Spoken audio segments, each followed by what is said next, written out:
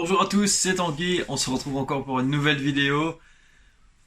Combien payer les influenceurs et les influenceuses et comment négocier les tarifs, les prix de ces influenceurs et influenceuses. Donc avant de commencer la vidéo, je vous félicite encore une fois pour suivre cette troisième vidéo sur le module des influenceurs et influenceuses, le marketing d'influence, etc. Si ce n'est pas encore déjà fait, je t'invite à t'abonner sur mon Instagram et sur ma chaîne YouTube. Je vais encore publier beaucoup de vidéos avec énormément de valeur et énormément d'informations gratuites. Et vous allez voir que ça va vraiment vous aider. Et vous avez juste à copier-coller ce que je fais et améliorer. Et vous allez forcément avoir des résultats avec le marketing d'influence. Donc c'est parti, on se retrouve directement sur mon PC. Let's go.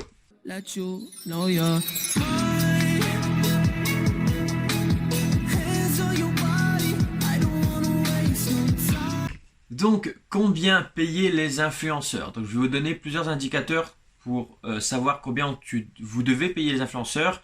Parce que parfois et souvent, les influenceurs vont vous donner des tarifs très très élevés pour avoir leurs tarifs qu'ils veulent réellement. Et donc, il y a toujours une négociation à faire. Ça coûte rien de négocier. Et ils gonflent toujours plus leur prix qu'ils valent réellement en valeur. Donc, je vais reprendre l'influenceuse là qu'on a vu sur la vidéo précédente. Bon, elle a 2,8 millions followers, donc on pourrait se dire qu'elle a énormément d'engagement. Après, on peut les vérifier sur Hype Auditor si c'est pas été des fakes, etc. Mais normalement, non. Et vous regardez en fait les derniers posts récents, vous faites une moyenne de combien de commentaires ils ont. Ou vous pouvez directement les voir sur Hype Auditor comme dans la première vidéo.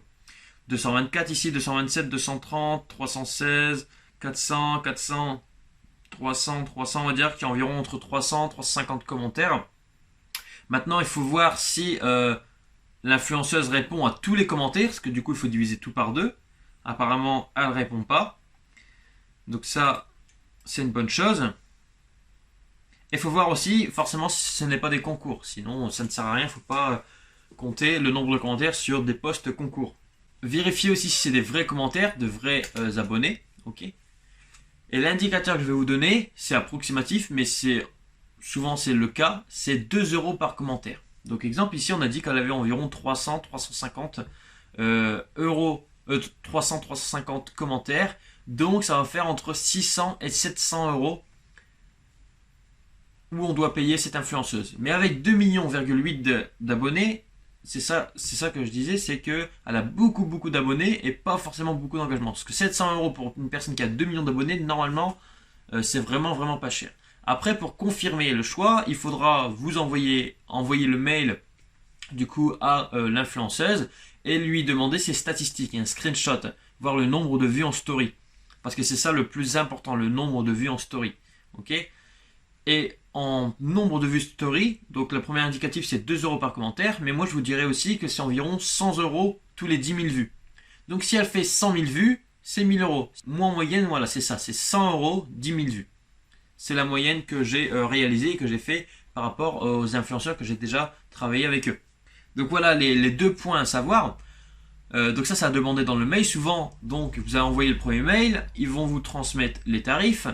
Et là, vous allez demander les statistiques et vous pouvez directement aussi négocier le tarif. Donc, comment négocier le tarif par mail? Donc, je vais vous montrer ce que moi j'utilise. Donc là, j'ai fait je reprends l'exemple que j'ai pris tout à l'heure.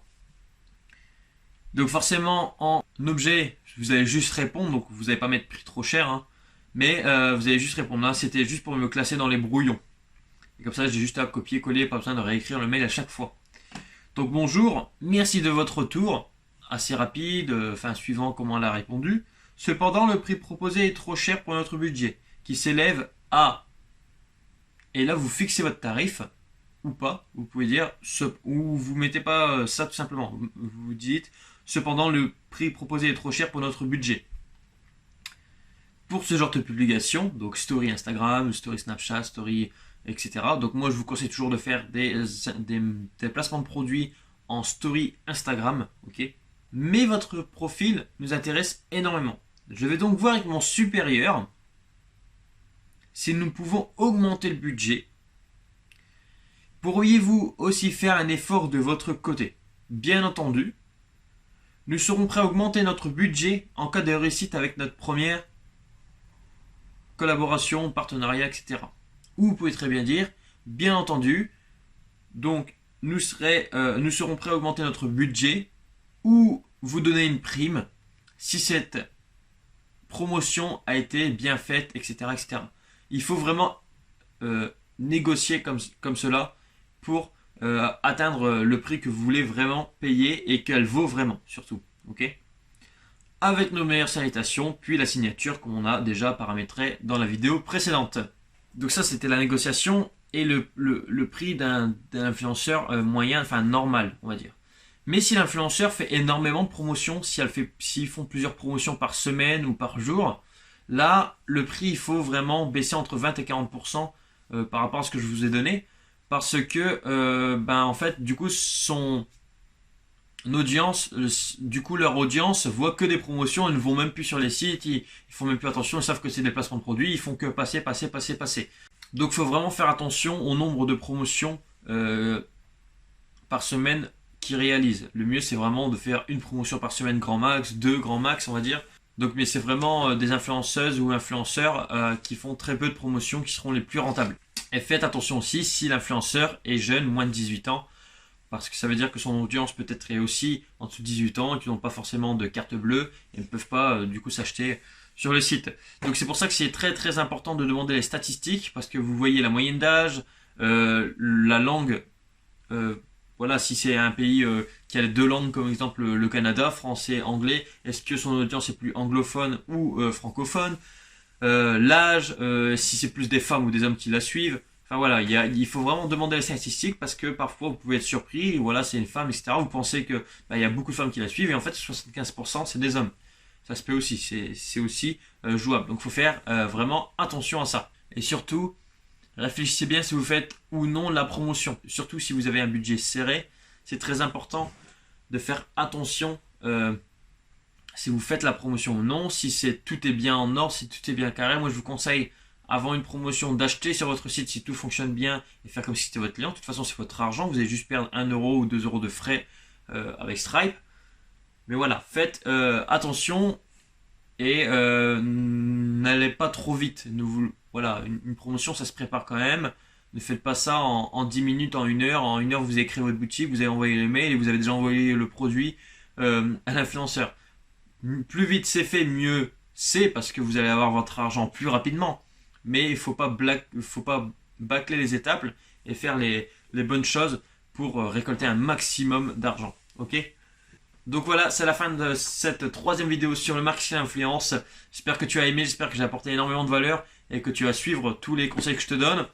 Je te conseille de me suivre, de s'abonner sur ma page Instagram et sur mon compte YouTube. Venez en privé aussi si vous avez des questions, il n'y a pas de souci. Mettez-moi en commentaire ce que vous voulez savoir. Et on se dit à bientôt pour une très prochaine vidéo. Bon succès à toi. Ciao.